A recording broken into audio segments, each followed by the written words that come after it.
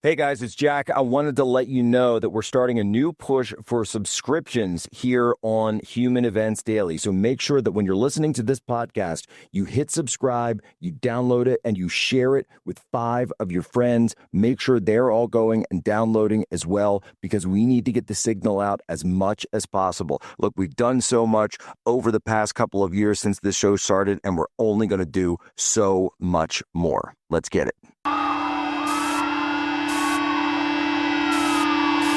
This is what happens when the fourth turning meets fifth generation warfare.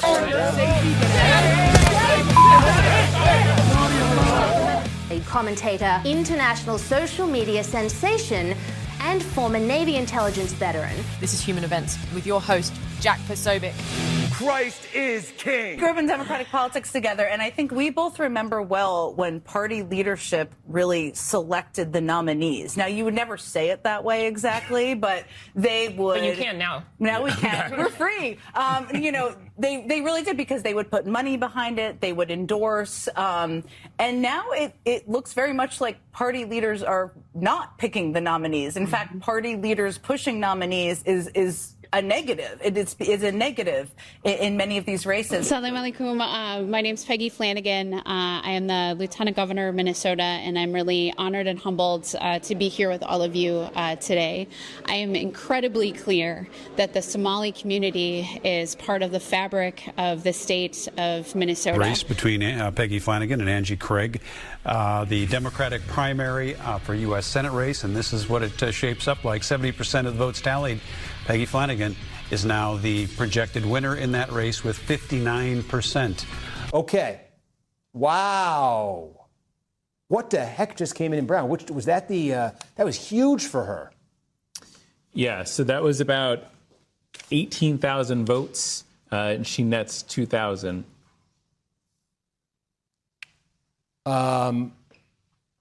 Question. Was that That wasn't central count, was it? It was a nail-biter last night in the Democratic primary for Wisconsin governor.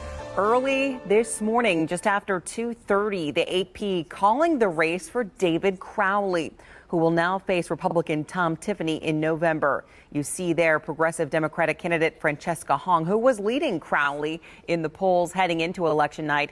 And Crowley had the endorsement of current Governor Tony Evers. The defense attorneys of accused Charlie Kirk assassin Tyler Robinson are arguing that there's not enough evidence to go to trial. They're saying, quote, the state has failed to establish probable cause that the shooter knowingly created a great risk of death to another other than Charlie Kirk and himself. Welcome aboard today's edition of Human Events Daily. We're here live in Washington, D.C. Today is August 12th, 2026, Anno Domini. Ton of stuff going on out there today. Huge filing in the Tyler Robinson case. Of course, we'll be breaking down everything there. This, of course, the filing from the defense side. This is Tyler Robinson's own defense team. We're going to have our own team of legal experts here on the program to break all of that down. Now, moments ago, just before the show went live, we also got information regarding a major arrest from the Attorney General himself. Todd Blanche came out at a press conference and stated that the former director of the Southern Poverty Law Center's intelligence project has now been arrested in California on fraud charges. The director of the SPLC's intelligence project has just been arrested. Ladies and gentlemen, that's what we're talking about right there. It is time for a little something that we call the iron law of reciprocity. Iron law of reciprocity. Todd Blanche was confirmed just a few days ago. This arrest comes, boom, right now. And let's not forget what she did. She oversaw payments to these informants in what she called right-wing extremist groups. But these groups were being paid and funded by her. These groups were being organized and controlled by her and her little intelligence project over there at the SPLC. Now and remember, this was over $1 million to one informant that we're also told that she was having a relationship with, a sexual relationship with. How wonderful. How interesting.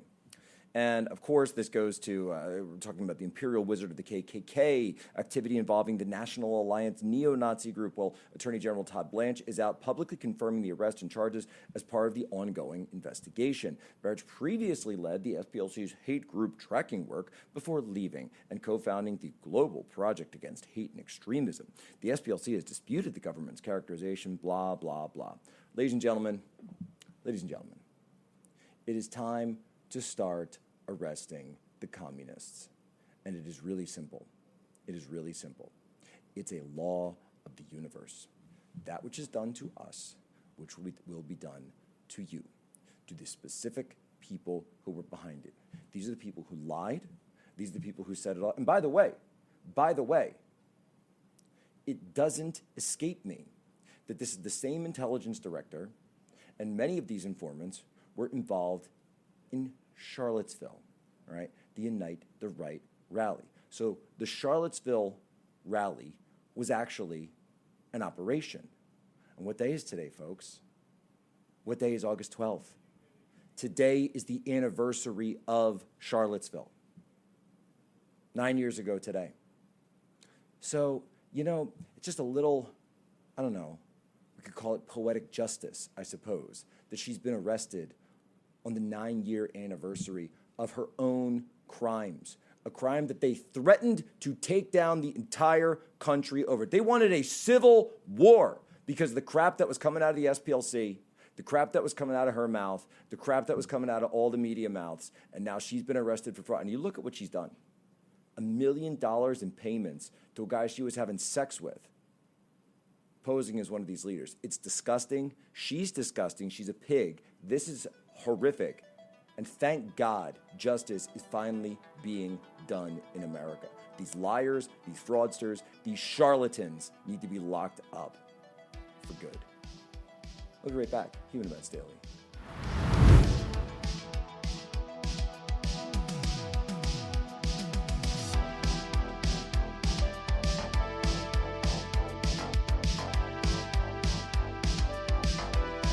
And Jack, where's Jack? Where's Jack? Where is he? Jack, I want to see you. Great job, Jack. Thank you. What a job you do. We have an incredible thing. We're always talking about the fake news and the bad, but we have guys, and these are the guys who should be getting Pulitzers. All right, folks, we're back here, Jack Posobiec, Human Events Daily. Now, you may think that you slept all night, but did you? Did you? See, if your body was fighting to get comfortable, then actually you're going to feel that the next day. Maybe you weren't. That's why I sleep on a ghost bed. For me, the difference is waking up feeling like my body actually rested. I sleep cooler, I get better support, and I'm not starting the day with that stiffness and soreness that follows a bad night's sleep. Ghost Bed is engineered to help reduce the reasons your sleep gets interrupted. Every Ghost Bed mattress is designed to relieve pressure, help regulate temperature, and support your body. With cooling technology built right into every mattress, and Ghost Bed is made right here in the USA.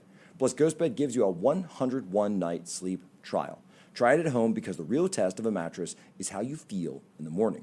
If you're waking up sore or tired before the day even starts, check out Ghost Bed. For a limited time during Ghost Bed's Labor Day sale, get an extra 10% off their lowest prices of the season. Go to ghostbed.com/POSO and use promo code POSO. Again, that's ghostbed.com/POSO, promo code POSO. I want to bring on now, so we have this filing. It is a monster filing in the Tyler Robinson case. This, of course, is the briefing to kind of get everyone up to speed and refamiliarize everyone with where we are in the case. So we had the initial hearing.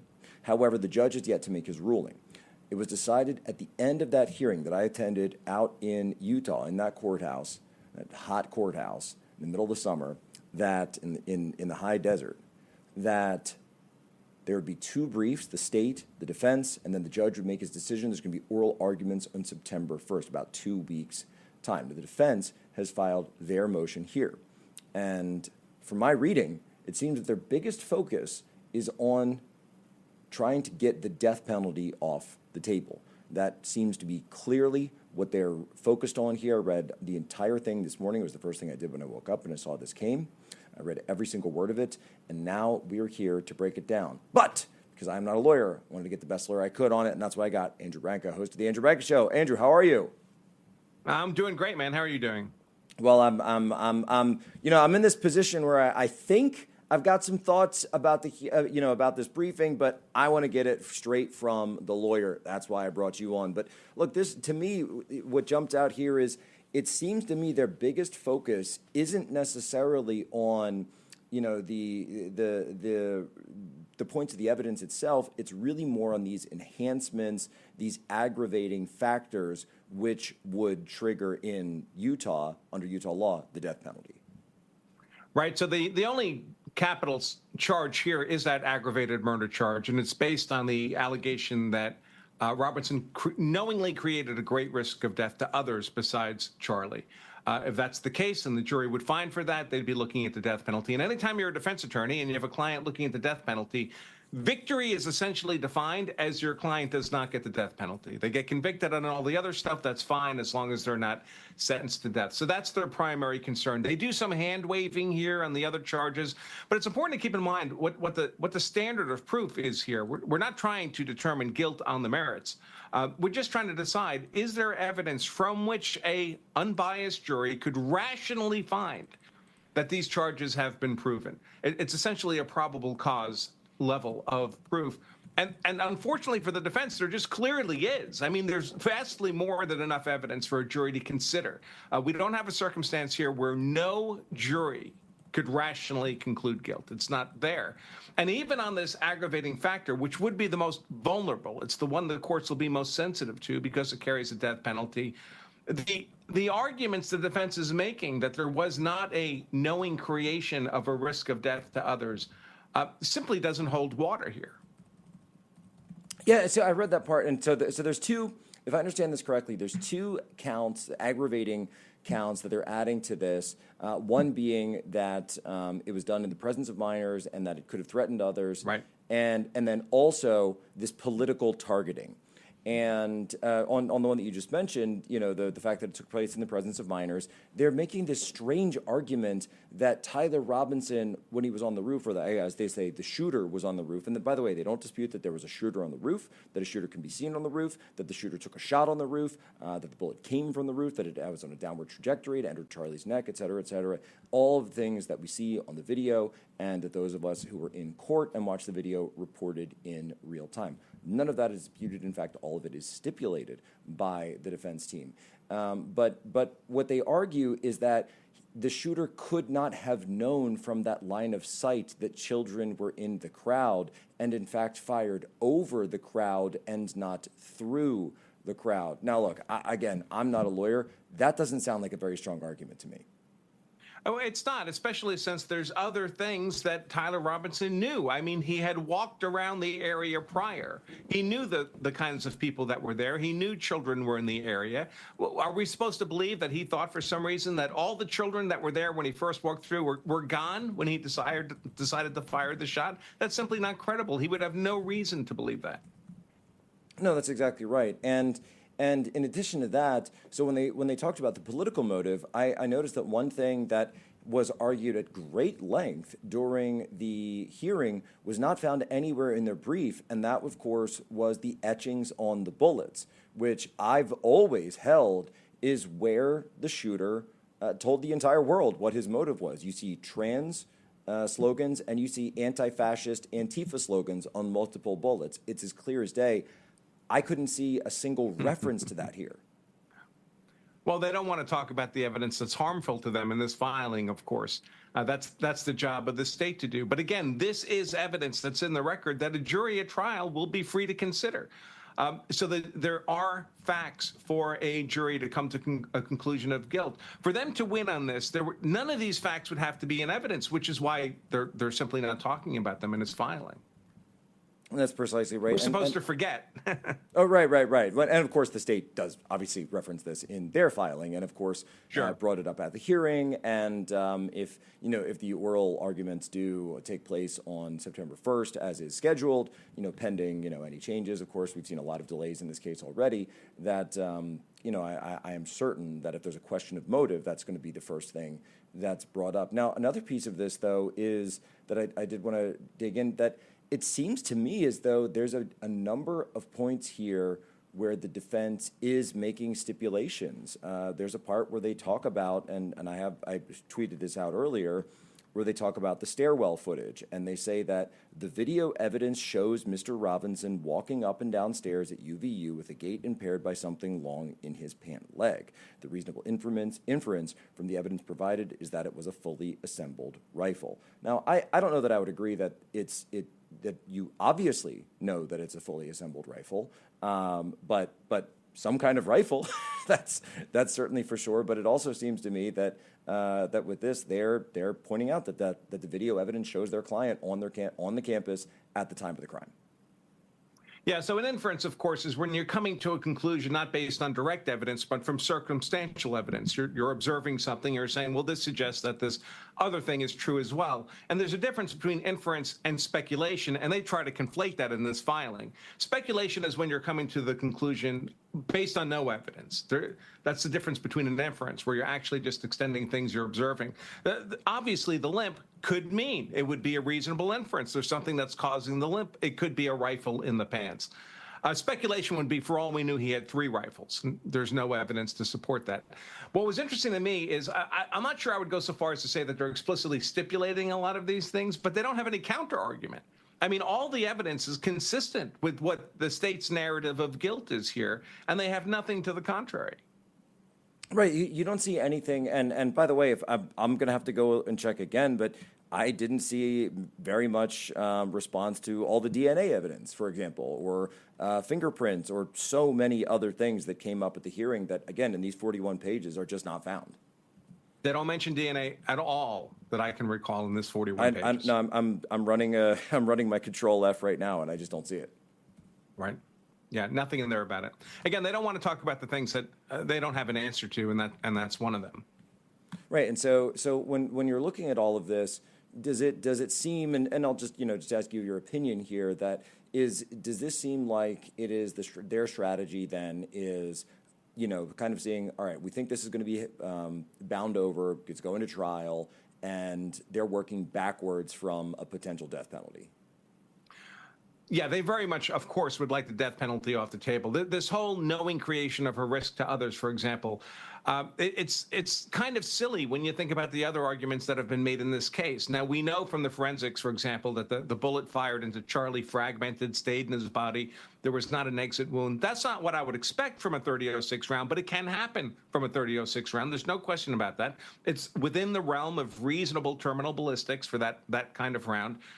But now they're trying to say, the defense is trying to say, well, no, I mean, these bullets operate like lasers. There can be no deflection. There can be no ricochet. There could be no risk to other people. Only Charlie was possibly at risk from this high-powered rifle round. When, in fact, they cite the Supreme Court of Utah decisions on this issue, and those decisions explicitly talk about things like the risk of a ricochet, the risk of a stray bullet. All of those are clearly present here as the creation of a knowing great risk of death to others. Their own citations are not supportive of their efforts to try to get this excluded. You're coming up on a quick break, but one of the things that they brought up at the hearing as well, that the prosecution brought up, was the fact that the tent behind Charlie, it's sort of an opaque white wall. But again, it's still a tent. It's not going to deflect anything. If he had if the shooter missed, anyone standing behind there, walking behind there, students, staff, faculty, children, anyone would have been at risk. And in fact, the shooter had no way of knowing who was behind that tent at the time, which I would say a reasonable inference would be that does create a knowing risk of death to others. Jack Posobiec, right back here, Human Events Daily, Real Microphone Sports.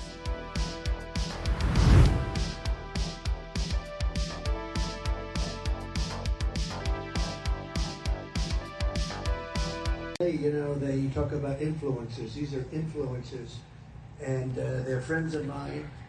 Jack Posobiec. Where's Jack? Jack, who's done a great job. All right, folks, Jack Posobiec back live here, Human Events Daily. Ladies and gentlemen, in a world that's constantly changing, some things never should. Faith, family, freedom, the values you choose to live by, even your wireless provider can reflect those values. That's what Patriot Mobile has stood for more than 12 years. They serve Americans who want their dollars supporting the Christian conservative movement and organizations defending faith, family, and freedom. Making the switch is simple. Keep your number, keep your phone, or upgrade to a new device. Their 100% US-based customer support team can have you connected in minutes. If you're still paying off your current phone, they can even help with a contract buyout. Patriot Mobile also gives you premium priority access across all 3 major U.S. networks, so you get dependable nationwide coverage without compromising your principles. If it matters who you trust with your service and where your money goes, it's time to make the switch. Go to patriotmobile.com/POSO or call 972-PATRIOT.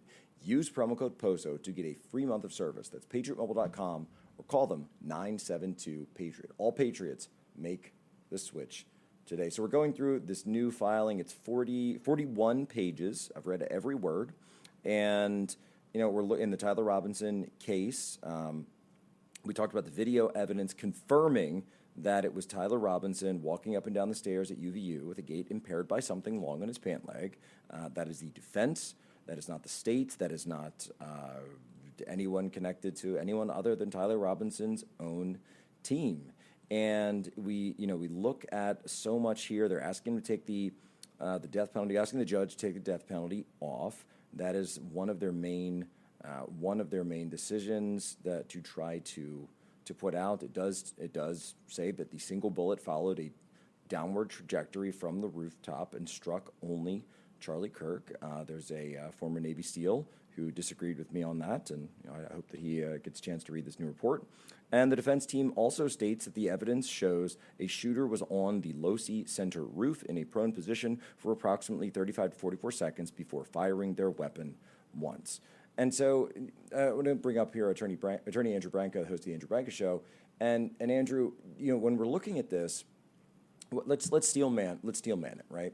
Let's steel man the situation. Devil's advocate, what would you say is the strongest part of the defense's briefing here today?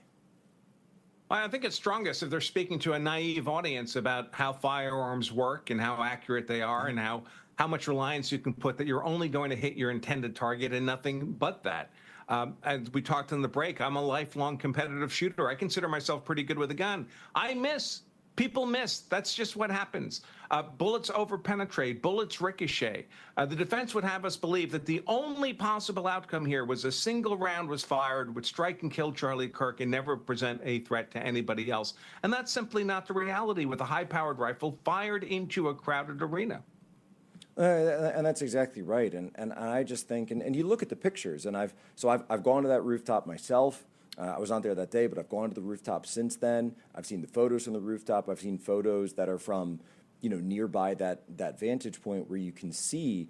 I mean, it's a crowd full of people that are between. It's everyone just with common sense knows it is a crowd full of people that the shooter was shooting over, and then Charlie was, of course, and he was in a slightly raised platform. He was sitting, but he was under a tent, and there's no way that shooter was not putting the people at risk. And I just don't know how anyone could sit there, and I get it, they're making the argument they can, but it's not a very good one. We'd have to imagine that someone standing near Charlie when that shot was fired would believe, I'm totally fine. I'm at no risk here of death or serious bodily injury. No, and I've it's ridiculous on its face. I've talked to many of the people who were standing right there, and I can assure you that is not what was running through their minds at that moment when they heard that rifle shot, that crack come out, which, by the way, is a very recognizable sound. Obviously, a rifle, not something else. Anyone who's done any amount of shooting knows the difference between the crack and the pop of a rifle versus a pistol. It's everyone looked at the exact spot where the sound emanated. People can triangulate pretty well with their ears. It's not it's not something fancy. Everyone can do so. And what's horrific is that, yes, people, of course, fled in terror afterwards. And we heard testimony from multiple officers and law enforcement who were there from the school and from other agencies that eventually came of the aftermath. And people were terrified. This was not a situation where anyone felt that their lives were not at risk, including, by the way, of the multiple, emotional and harrowing moments of just watching the evidence. This is only a little piece of it. That we watched a video, and it had been partially blurred out, of a mother who was there with two very small children, who we know what they saw that day, and how that obviously has irrevocably changed their lives. And the defense arguments in their brief largely consist of them providing lots of examples of cases that were more horrific in the sense of how many people were endangered. So multiple shots fired at multiple people in a particular set of time. And then they say, and nothing like that happened here. This was just one shot directed at one person. But what matters is not whether other people were actually killed or bullets were fired into them. What matters is whether or not there was a risk of death to them. And a high-powered rifle fired into a confined space creates that risk. It would be impossible to contend otherwise. No, it certainly would. And really this, I mean, I don't even know where you go with this, but the idea that the assassination of Charlie Kirk would not be political, I get that they have to make an argument, but to me that just feels like they're cashing a check, because I don't think that anyone is going to accept that with any amount of seriousness. Just a random victim selected here is what we're supposed to believe, I suppose. No, and unfortunately, I get it, right? I almost, I wish we lived in believe me, there's nothing I wish for more than we lived in a country where a committed, ardent, anti-fascist, pro-trans activist would climb up on a roof with a Mauser 98 and shoot a guy and kill him in front of the entire world. I wish to God that was not true. I wish, right? I wish all of that were true, but it's not. Right. This actually is reality, and this is where we're at, and so that's what we have to deal with. We have to deal with the facts as they lay. Andrew Branca, thank you so much for coming on. I know it was short notice. You did a great job. Tell people where they can go to follow you and get all the analysis and breakdowns that I'm sure you're going to do. Best places to find me are on X and on YouTube at The Branca Show, BRANCA, The Branca Show. Yeah, he's got a great show, folks. He does some other stuff too. I loved your breakdown of the our great burrito beef debate from the other week. Was pretty phenomenal. He's that's where I found that you're a boomer by 2 weeks apparently. 2 weeks, that's right. He's just a 2 week boomer. Barely. He's a barely. I think it's like you and Obama are like in that same. Wow, I had no idea that Andrew Branca has something in common with Barack Obama. Who knew? Who knew, folks? We'll be right back. Jack Posobiec, Real America's Voice, Human Events Daily. One communist on the faculty of one university is one communist too many.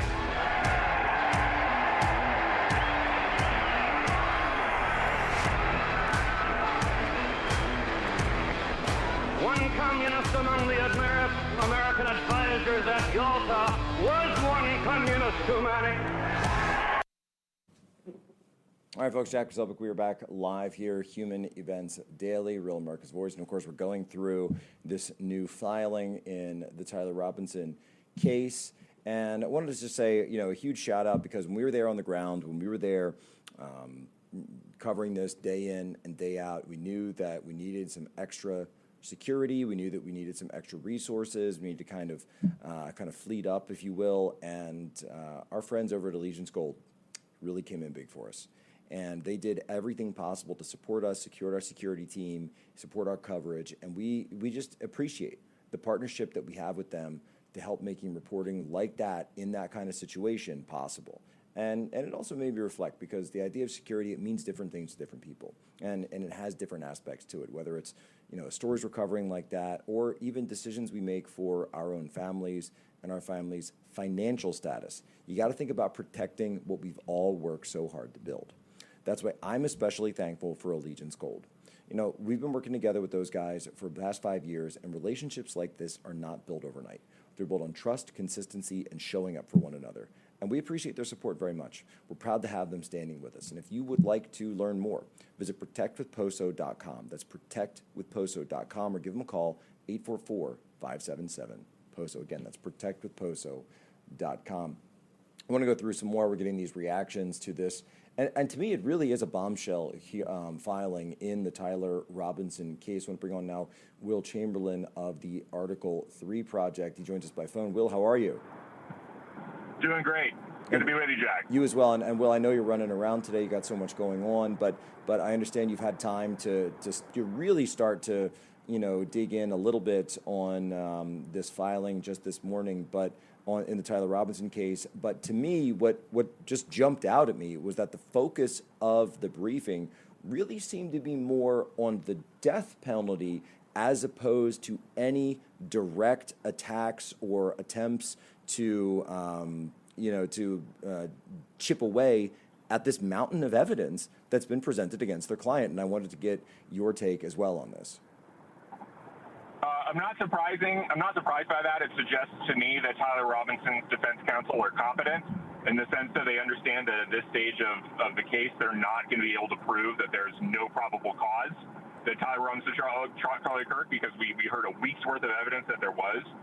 So they're really trying to focus in on what could they possibly win on at this stage. And really the only thing that's even conceivable is that they defeat the death penalty aspect of this case by trying to mitigate or essentially cast doubt on the question of whether there are aggravating factors. And, I think that from the outset, I always thought the only part of this case that wasn't open and shut, the only part of this case that wasn't completely buttoned up, was the question of these aggravating factors, whether or not Tyler Robinson, knew he was trying to shoot and was reckless about other people being in range. I thought there's at least an argument to be made that he was trying to kill Charlie Kirk and was only trying to kill Charlie Kirk in a way that was targeted. So that said, I think the prosecution has the better of the argument here, but I'm not surprised that the defense lawyers are spending their energy at this stage on trying to defeat that one aspect of the case. Well, and that seems to be exactly right. And so, but even in doing so, in this filing, you've got statements here from the defense team, and we've been talking about them all day, but statements that the defense team is admitting that the evidence shows. It doesn't say the evidence appears to show. No, it says the evidence shows that a shooter was on the roof of the Losey Center and fired one shot at Charlie Kirk. And as horrific as that is, and as disgusting as that is, and as much as I every single day wish that wasn't true, this reminds me of when we had that video of Lance Twiggs that was played at the trial, where Twiggs was saying, "Yeah, that was Tyler Robinson," and this wasn't this wasn't Kash Patel saying it wasn't CNN saying it. It's his own boyfriend. Now we have his own defense team saying these things, and it's a big moment. It's just a big moment. Yeah, I totally agree. I think that it was just never going to be viable for them to try and claim one of these bizarre conspiracy theories like it was an explosion or like a explosive microphone or whatever else people are thinking of. There's just this overwhelming amount of evidence that there was obviously a shooter on the roof. There was a gun that was located. There was the coroner's report and the autopsy showing the presence of bullet fragments inside his body and nothing resembling the burn marks that would be the telltale signs of some sort of explosion. I think that, when you're defense attorneys, you're not podcasters. You actually have to maintain your credibility with the judge and maintain your credibility with the jury if you're trying to hope to accomplish anything at all. And as a result, you're not going to play so fast and loose with the facts that you just make yourself look like a clown, especially at such an early stage in the proceedings. Yeah, I was on a sort of one of those panel shows that as you get into these days, and I was asked that question about whether it was not a bullet, and I just sort of responded that everything that I've heard from day one, from information directly from the hospital to information that was presented in court, which I sat through, everyone on both sides of the football was discussing bullets, ballistics, DNA on the casings, the etchings on the casings, which would belie the political motive, and then of course the autopsy report, which unfortunately showed the fragmentation of that bullet and what it did to my friend's body. And so it always just struck me as quite strange that these questions would be coming in. Sometimes in that case, it was from even a former Navy SEAL who's quite famous, and I just sort of was scratching my head saying that's not what all of these officials are talking about. Yeah, it's really bizarre that people went down this rabbit hole, and I think people struggle with the difference between unlikely and impossible.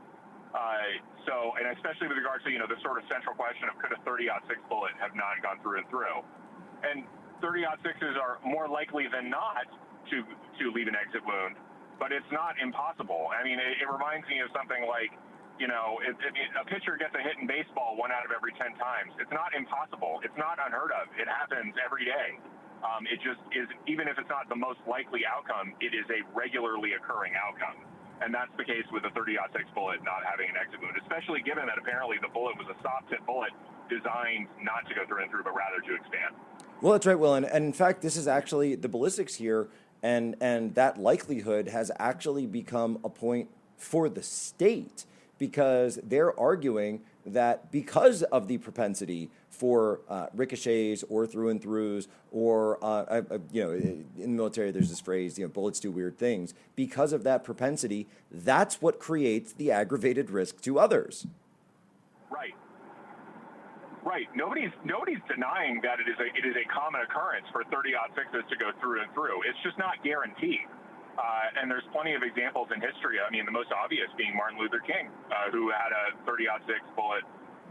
The 30-06 bullet that killed Martin Luther King was found inside his body, not through and through. Yeah, in his shoulder, if I believe correctly, kind of went through the jaw. That's and then down, and just obviously, another horrific case, but again, something we can point to and say it's, that's why they're called odds, ladies and gentlemen. That's why these things are not certainties, because you never really know what's going to happen when you pull the trigger. And by the way, that is why there's this aggravated circumstance that when you're pulling the trigger and there is a crowd of people in front of you, including children, minor children, and even if you were only targeting one person, that yes, you actually are held to a higher standard because you have put all their lives at great risk. Yeah, I think that's an excellent point. And I think the prosecution's going to end up talking about the propensity for 30-06s to go through and through more and more. I bet we'll see a bunch of that at trial. I bet they're going to have a ballistics expert, and it's going to be the prosecution's ballistics expert who's going to talk about the propensity for 30-06 bullets to go through and through. Yes, and in addition, Will, the one thing that the prosecution has already stated, and I know for a fact, just having been there, and anyone who's watched it would see this as well, that they were pointing out that tent, the sort of tent that Charlie was sitting in front of, is, again, that's just canvas. That's not something that's going to provide any deflective or cover for anyone behind it. Meaning, had there been a through and through, or had there been a miss of any calculation, anyone standing behind Charlie, walking behind Charlie, whether it was a student or a staffer or a teacher or the Pope or whoever, right, could have been struck and killed because of this propensity. And of course, the shooter on that roof did not care in the slightest because of his choice and his anger, which in my mind is clearly politically motivated because of the etchings that we can see on the bullets that he made, that it was politically motivated. Again, Bella Ciao, the Antifa anthem, Hey Fascist Catch, Notices Bulge, What's This? All of these, again, political, trans, anti-fascist slogans. We're on with Will Chamberlain. We're going to be right back here at Human Events Daily, Real America's Voice.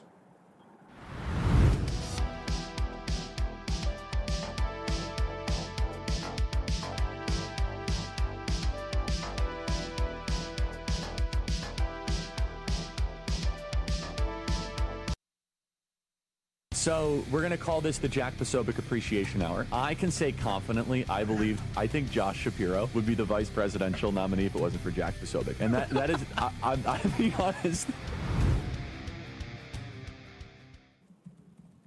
All right, folks, Jack Posobiec, we are back live here, Human Events Daily, Real America's Voice. We're on with Will Chamberlain of the Article 3 Project, and we're talking about the new filing, latest filing in the Tyler Robinson case. This is a briefing, of course. So, Will, walk us through, sort of a little bit of just kind of zoom out. Where are we at this point in the case? Why is this briefing being made? What are the steps after this? So, we're at a very early stage in the case, right? And if we were in federal court, we would not even be at the moment when the defendant is indicted, right? And sort of like a trial schedule, the whole schedule for trial is set. Like, we're still before that point. where you actually make a decision about whether there's even going to be a trial, whether there's even going to be any further process. So this is very, very early, which is interesting because we had this, such a fulsome presentation of the evidence a few weeks ago. But people have to remember, we're at an extremely early stage here, and as a result, I think that's partially why I think the Tyler Robinson defense is really not trying very much. They know that, under the standard of evidence that applies right now, there's just not a lot of viable things they could even theoretically say. And so, as we discussed earlier, they're focusing on what they think is their best place to land any kind of punch, which is on these aggravating circumstances. Okay, and so we should expect more direct attacks on trying to undermine the evidence in future either filings or, of course, the trial itself. Yeah, that's right. Because, at that point, they might try and make arguments about reasonable doubt. They might try and cast reasonable doubt on whether or not the person who actually took the shot was Tyler Robinson. They might try and cast reasonable doubt on all these other things. But at this point, the idea that there's not probable cause for the question of whether this was Tyler Robinson, that's just a frivolous argument and would undermine their credibility with the judge. Right, so they're not doing that. And this is something for folks to remember. So, just zooming all the way out, this is the judge deciding whether or not this will go to trial. And it's similar to the function that people might think of a grand jury. However, the biggest difference being that a grand jury is, in fact, behind closed doors, that information is typically kept sealed. That is something, obviously, that was famously broken that seal was broken during the Jeffrey Epstein case, and a lot of the grand jury information came out. That's something that's not usually done, but just kind of point to how that usually goes, and it required an act of Congress, right, to get that to be on and signed by the president, which he did sign, by the way. And the point being is that I actually appreciate that Utah has done this and chose to do it in such a way where it is public, where we can see all of this in public, where the defense, of course, has a chance to respond, as everyone should under our system. And we're going through their response right now, and we're determining as citizens of our country, and obviously as people who knew Charlie and cared about him very much, that we can see and weigh for ourselves what is going on in the system. That's actually how I think the justice system should work. Yeah, I think it's uniquely helpful at this moment, right? In this particular case where you had this specific murder leading to a whole host of conspiracy theories, in a different circumstance, we would have to wait for a trial to see all the evidence. If it was just a grand jury indicting it, we wouldn't be seeing any of this. We wouldn't see what was in the state's possession. Maybe in some motions they hint at it, but we wouldn't have had nearly as fulsome a presentation of the evidence as we did at the preliminary hearing. So, yeah, I think we're the beneficiaries of Utah's process here. Yeah, no, certainly I would. I'm not gonna go so far as to say that I like the length of time that it's taken. So 2 days ago, was it Monday, would have been the 11-month anniversary, and then we're rapidly approaching the 1-year anniversary. I asked some lawyers, who are more familiar with the Utah system. I said, is this because it's a capital case? And the response I heard back was that, no, this is just how Utah does things. I lost you there for a second. I apologize. I didn't hear that last bit. Oh, I said I heard that. I was told by some folks who were familiar with Utah that this really is their system. It's very routine. This is very routine? Yes. Yeah. Well, that's good, I guess. Good for Utah.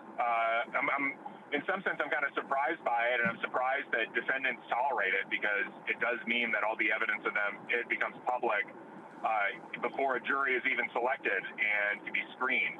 So I find that to be kind of interesting. Although, I guess maybe the point here is that, I was wondering for a long time, why did the defendants not waive the preliminary hearing? And I guess they were hoping, perhaps they were thinking that they were going to challenge the death penalty issues right away and try and knock them out early. And that would actually make some sense. No, it may. No, Will, and I know this is, asking for your opinion and, put it that way. But, at what point, so if the judge, let's say that the judge comes out September 1st or whenever the ruling comes down, next couple of weeks, says, all right, they've proven the bar, make the ruling, this is going to trial. at what point would we potentially expect to see perhaps some proffers of a plea deal from the defense team? When would that usually start? See what from the defense team? Say that one more time. A plea deal, potentially. A what? Offering some kind of plea deal. I'm sorry, I just can't. My audio is killing me now. I'm like I keep missing that little key bit of what you're saying. Oh, like a deal to plead guilty in exchange for. Oh, a plea. Oh, an offer to plea. Right. Okay, well, so there'll be an allocution at some point after the indictment, or right after the charges are held over, and then you will get a not guilty plea at that point. And I mean, then, obviously there's a question of whether or not the prosecutors might offer Robinson some sort of plea deal. I very strongly doubt it. I just, unless they get some sense that maybe the judge will issue a ruling that he's not certain about the aggravating factors, and that might lead to a world where you get some sort of plea, possibly. But my suspicion is that there's no real plea that Robinson's lawyers could sign off on that would make sense here. I think this is on the trial. Well, and that, if that is the case, and I'm thinking now of Brian Kohberger up in Idaho, would there be perhaps a scenario wherein Tyler Robinson's team offers to plead guilty in exchange for taking the death penalty off the table? Yeah, I mean, I'm sure they'll make that offer. I just don't think that the prosecutors will take them up on it. And the reason is there's just so much more evidence against Tyler Robinson than there was against Kohberger, right? The Kohberger prosecution was really reliant on, there's no eyewitnesses seeing him. They're really relying on just a very small amount of DNA evidence and cell phone location evidence. As compared to here, where everything was on videotape, you have Robinson on the scene multiple times. On video, his car on the scene, his gun, all the DNA on the gun, the screwdriver on the roof. So I think that, Robinson's going to want to make that offer, and his lawyers are going to suggest it, but I don't think the prosecutors are going to take him up, because I think they're not nearly as worried about losing a trial. Well, and I think that's what my view is here as well. Will Chamberlain, thank you so much. As always, appreciate you calling in while you're running between different things. Where can people follow you? You can follow me at Will Chamberlain on X, and you can follow what the Article 3 Project is doing at a3paction.com. All right, folks, go and give Will a follow. He's the best on this. It's been 11 months. Next month, it's going to be 1 year. And I'm one of those guys where I say we have to trust the process. We have to trust the process. I was in the military. Sometimes there's big processes that take way longer than I think they should. And you think you're immune to it. You think that you have to have that discipline to say, again, I trust the process and everything's going to turn out okay. But nothing's going to make this okay. Even as we go through this every day, that there's a new hearing or some new evidence or there's a new briefing, nothing's ever going to make it okay. Nothing's ever going to make it better. But there's certain things that have to happen in response when something like that takes place. The iron law of exact reciprocity. And reciprocity is coming. Mark my words. Ladies and gentlemen, as always, you have my permission to lay ashore.